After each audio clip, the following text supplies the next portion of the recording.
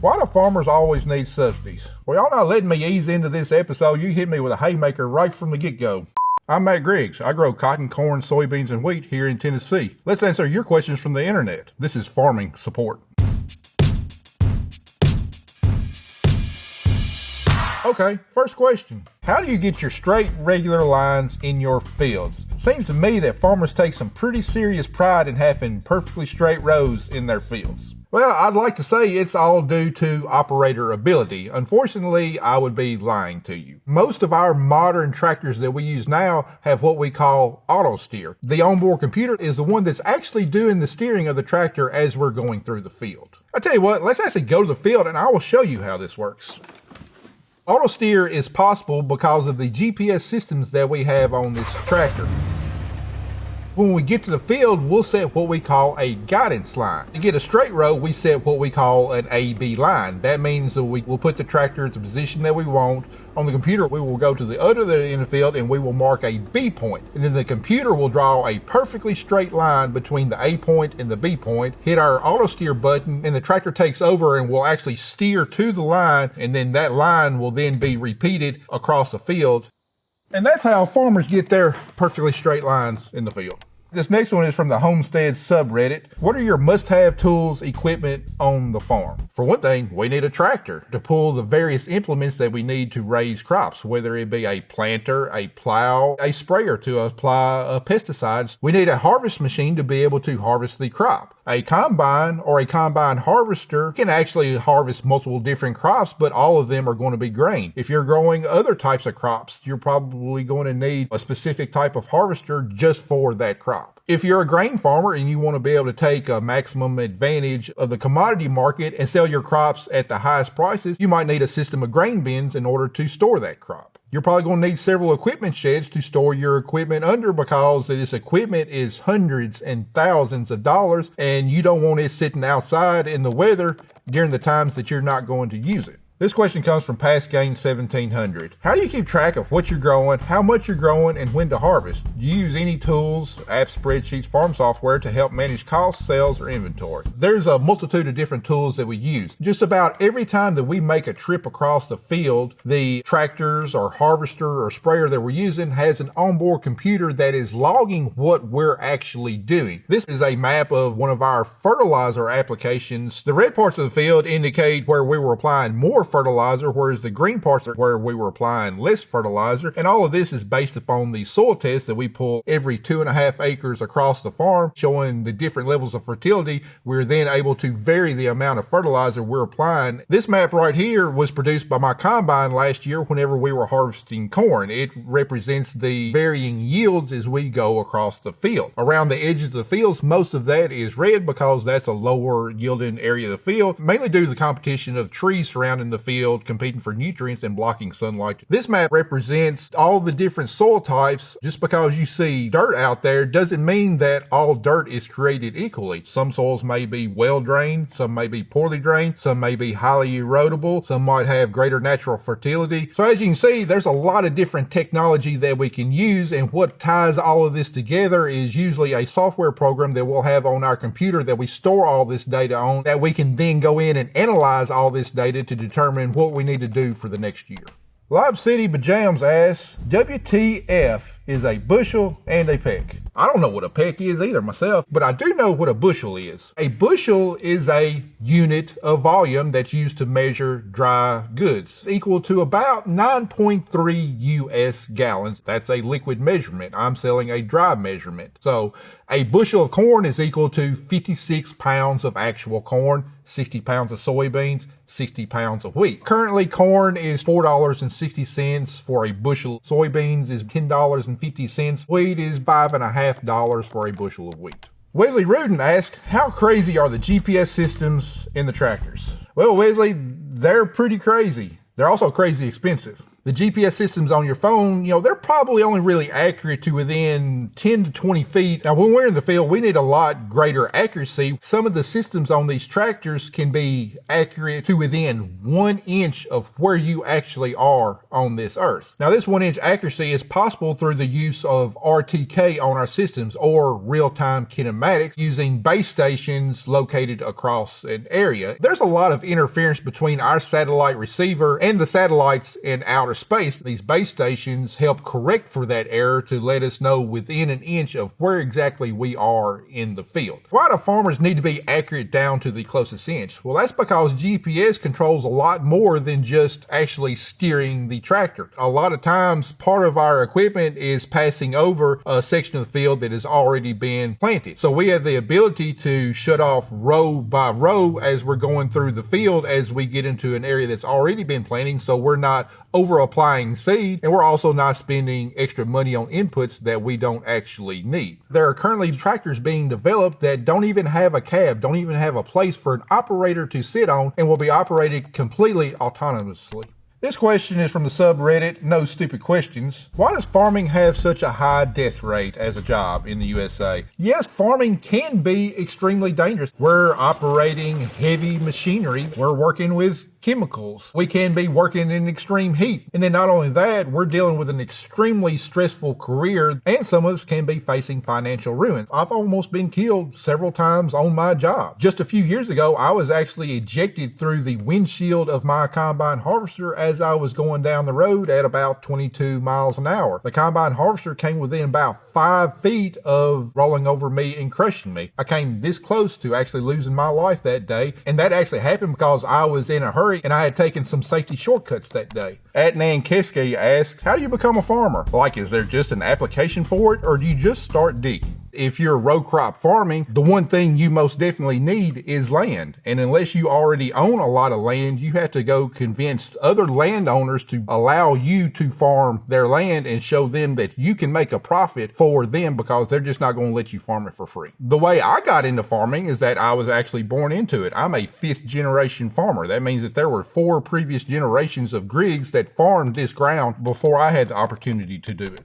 Simon Hancock asks, how much profit do you think farmers make? I can't speak to how much farmers make, but I can tell you how much we made over the last few years. In 2023, we had a gross income of $1.83 million on our farm. Now, of that gross, $72,000 of that was profit. That doesn't necessarily mean that $72,000 goes in my pocket and me and my wife can go take a nice fancy vacation. The vast majority of that $72,000 remained in the business to invest in the next year, whether it's purchasing seed, chemicals, and fertilizer for the next year, or making needed investments in equipment. In 2024, our gross income dropped to $1.65 million. And of that, there was no profit. In fact, we actually wound up losing $300,000 worth of profit. And that was even after the government subsidies that we received. Now, why do we have such a decrease in gross revenue last year? Well, right here is an ear of corn that we harvested last year. That's not a very impressive ear of corn. Our yields were devastated by long extreme drought, and we had lower yields across the board. Even though we had depressed commodity prices and lower yields, our input costs, the cost we pay for our seeds, our fertilizer, and our chemicals, were actually up due to inflation. Now, looking at 2025, we're still dealing with what's projected to be lower commodity prices and relatively high input prices. But if we can return to more of a normal year, if we avoid the drought, we're set to gross hopefully $1.51 million. And through extreme cost-cutting measures that we've taken this winter, hopefully at the end of the year, we will net about $36,000 worth of profit. Gadgy Old asks, why do farmers always need subsidies? Subsidies are necessary because farming is extremely expensive, but it's also very necessary for the survival of society. We can't control the prices that we receive for our commodities. We also can't control the weather. In my opinion, the American taxpayer actually gets a return on its investment because farming subsidies actually ensure that there is a very bountiful, cheap supply of food in the store. See, subsidies keep a lot of farmers in business. You keep farmers in business, well, there's more competition. There's more competition to produce more and more so that you can remain in business. An abundant food supply leads to a cheaper food supply. Now, there's a wide array of subsidies that can be paid to farmers, like the crop insurance that we purchase to help ensure that we don't go out of business when we experience a loss. The crop insurance premium is subsidized by the federal government. If we experience a disaster year, there might be a disaster payment. In the event of a disaster, it is very unlikely that any subsidy money will cover our losses for that year. At Joe II asks, what's the purpose of this dried out corn that's going to be harvested? Like, what do they do with it? Well, Joe, there's a whole lot of different uses for that corn. The vast majority of corn that you see growing out in the fields is what we call field corn or dent corn. It's not the type that you eat off the cob, but the field corn that we grow is used for so many other purposes. 10% of the gas that you put in your car actually came from corn. It's called ethanol. Do you happen to like Mexican food? It's used in tortilla shells and many other ingredients. Do you like cornbread? It's in there also. One of the biggest uses for corn is high fructose corn syrup, a sweetener that's used in many of the products you can buy in your grocery store, especially soft drinks. Beachy Tunes asks, how big of an issue is soil erosion and what can we do about it? Is there anywhere it's particularly bad? Soil erosion is a huge problem. We have erosion caused by water running across the land and removing soil particles, but there's also wind erosion. One of the worst examples of wind erosion was actually the Dust Bowl of the 1930s when the Midwest was impacted by severe drought. Now, the Midwest was natively a grasslands and the grass helped anchor the soil and hold it into place. However, when you plowed the soil, it destroyed all of those native grasses and loosened the soil up. And then when drought came in the 1930s, it was very susceptible to wind erosion because the Midwest gets a lot of high winds. And when you have a bunch of loose, dry soil particles on the surface, the wind can pick it up and sweep it away. But here in the hills of Tennessee, erosion is a huge concern because we have hillsides funneling water into certain locations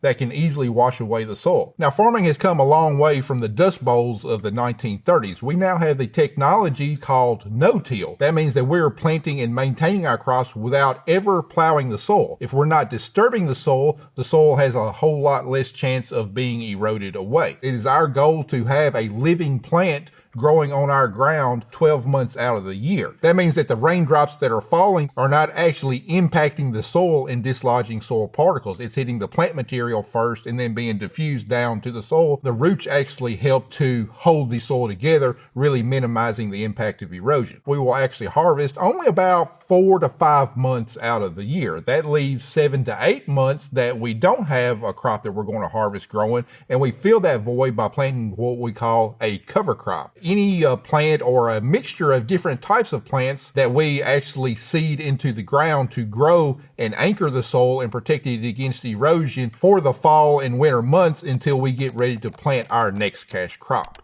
Hoot McNewt asks, I wonder how farmers keep pests, diseases, and unwanted critters away from their crops. There are pesticides that we use to kill insects or to prevent disease. However, there's other ways other than using chemicals to minimize damage to your fields, and a lot of these are referred to as cultural practices. For example, to help minimize disease in our field, we try to rotate our crops every year. We might plant corn this year, and then the following year we'll plant cotton, and then the following year we'll plant soybeans. And what we're doing is we're breaking the disease cycle because a lot of these diseases will only attack one specific crop. In our area, deer is a big problem, but they favor certain types of crops, especially soybeans. Now, there are ways to kind of help minimize that, and one of those ways is by allowing hunters onto your farm during the hunting season to help thin out the population some. But farmers have learned to accept that there will be a certain level of damage to their crops year after year after year. Tony Carrasco asks, how is soil replenished in farming fields? The matter that the plant consists of comes from the soil. When parts of these plants are removed for usage, that implies a matter deficit in this field. So isn't the field supposed to reseed with every harvest? There are certain things that the plant needs to take out of the soil in order to produce the crop. And if these nutrients are not replenished,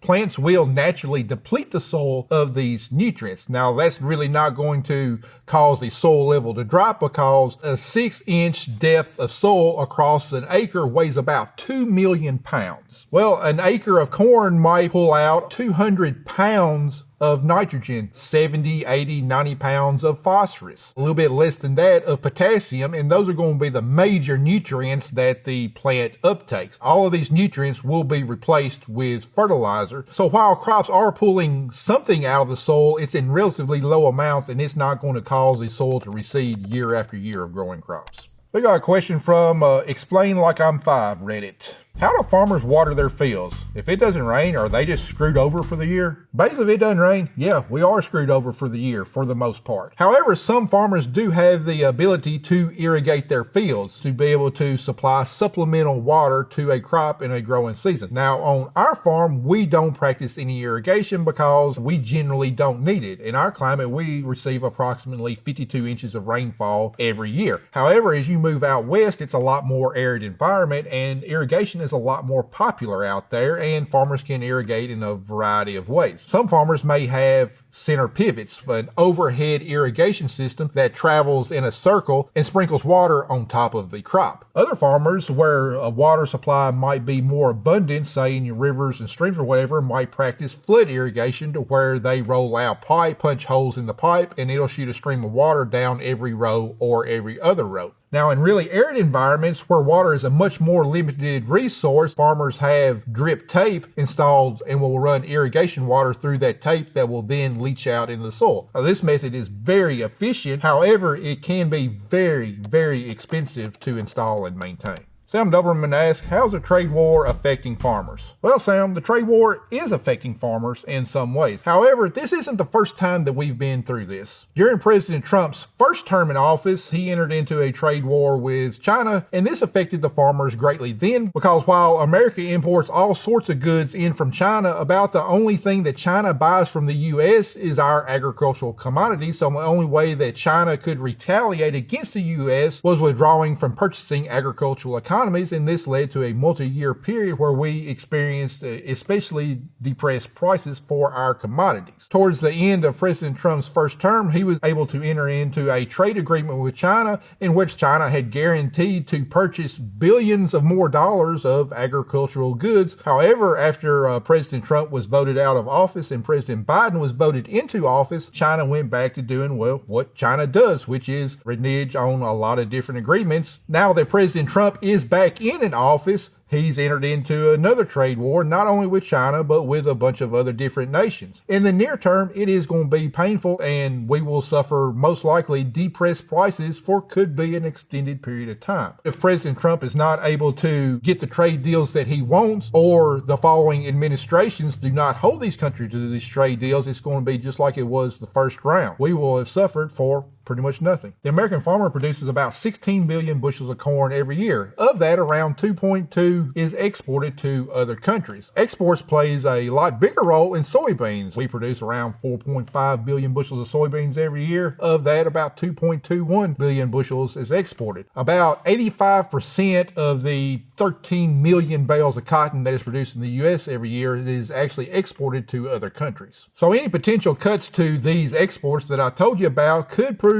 devastating to the American farmer for the short term. At Carol J. Hedges asks, why do weeds grow faster than crops? The crops that we grow have been bred over years and years and years for maximum production, not for survival. Our primary purpose in breeding crops is to produce a maximum amount of yield. That involves growing over a longer period of time, giving that plant a longer life cycle and the ability to capture more sunlight to be able to support that higher yield. Whereas the weeds that are present in our field have bred themselves through self-selection to survive. And one of the mechanisms that these weeds use to survive is to grow really, really quick so they can outcompete any other surrounding plants, produce their seed, and die, thus ensuring that that species of weed will survive year after year after year. Akalaki19 asks, so are GMOs bad? GMOs are perfectly safe. Now, GMOs actually came about the mid-1990s, where scientists were able to insert a Bt gene into some of our crops. And what this Bt gene is a toxin that is actually produced by bacteria called Bacillus steringenesis. Now, this Bt toxin is completely harmless to animals and people. It has no effect on us at all. However, to the lepidopteran pest or your caterpillar pest,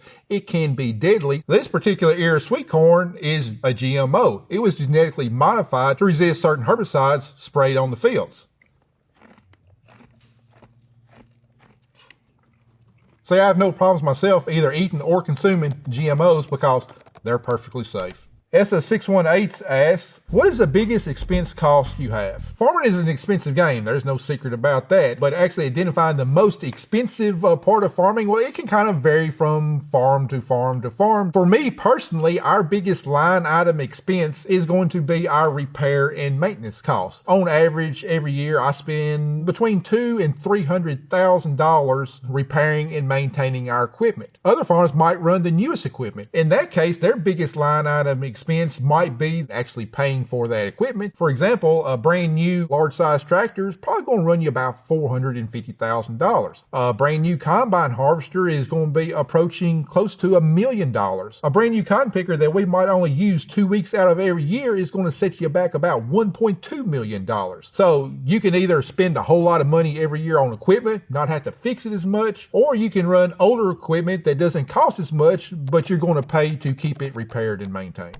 At Arsenal Ultrist asks, how do farmers get their goods to market, Genius? Well, Genius, we haul our crops to market. Farmers is the one industry that has to buy retail, sell wholesale, and pay the freight both ways. Some places we might haul our crops just a few miles down the road. Other times we might have to haul our crops 50 to 100 miles down the road, just depending on what area or location is paying the best for our crop. At Deborah Wrights asks, what do you feel is the hardest part of farming? Farmers are the biggest gamblers out there because we're planting crops in the spring on the faith and the prayer that things will go the way they need to go to produce a profitable crop all year long with factors that we can't control ourselves, such as weather. But I've got to say, one of the most stressful things that I have to do on the farm is actually transporting equipment up and down the road. Our equipment has gotten tremendous in size. Our roads have stayed the same size. Our roads have also gotten busier due to urbanization encroaching on our farms. So transporting farm equipment in a safe manner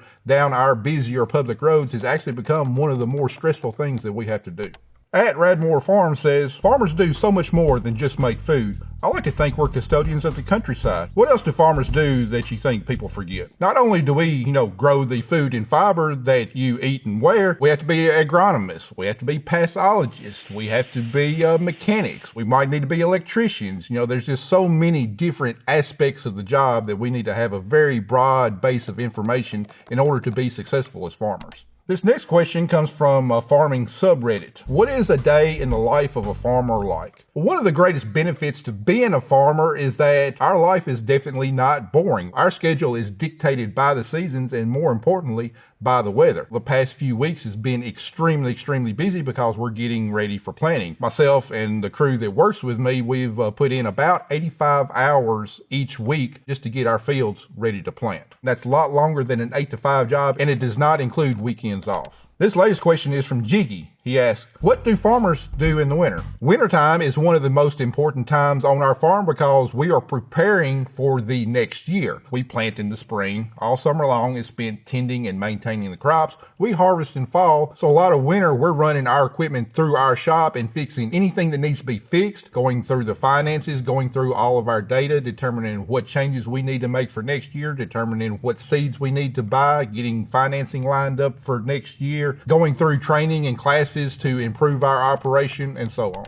Karina F. Murray asks, how can we make farming more sustainable, economical, and environmentally friendly? Now, many farmers are some of the best environmentalists you will ever find out there because, well, our career, our livelihood depends on the state of the environment. However, that doesn't mean that there's not room for improvement. A lot of these companies we buy our, chemicals and our inputs from, these companies' main goal, obviously, is to sell a product, so their research is really going to skew towards pushing more of a product instead of producing less of a product. The most reliable, consistent, independent research that is done is usually done at the university level by our land-grant universities, and in my opinion, there needs to be more funding to these land-grant universities to fund more research to determine whether we can, say, cut more fertilizer or cut more products to be more sustainable and more environmentally friendly.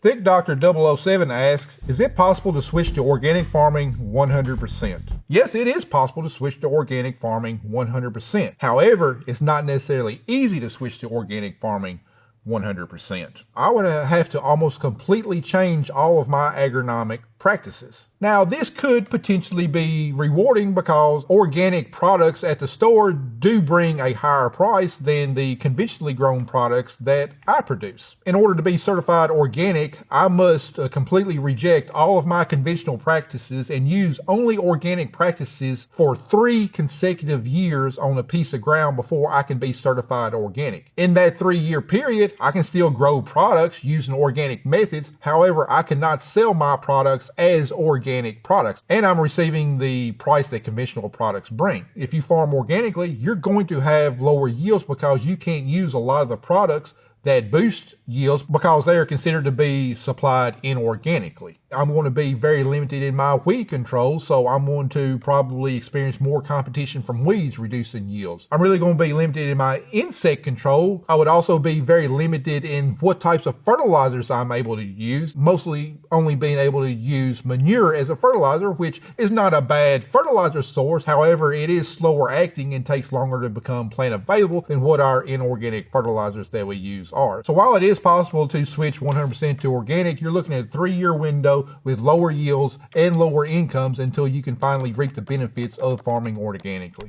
So those are all the questions for today. Thanks for watching. Farming Support.